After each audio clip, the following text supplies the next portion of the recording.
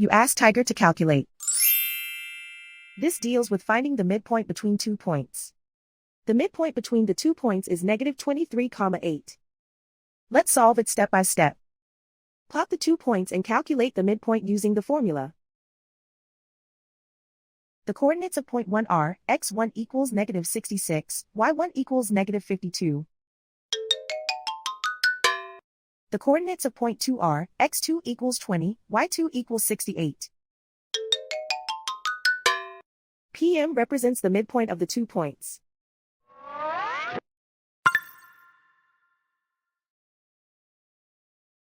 Use the x values in the midpoint formula to find the midpoints x. x1 equals -66. x2 equals 20.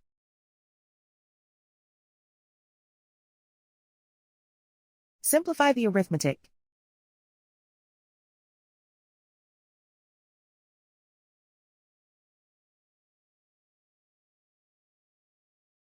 Use the y values in the midpoint formula to find the midpoints y.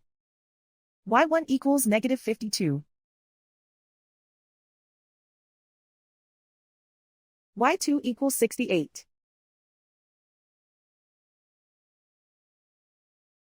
Simplify the arithmetic.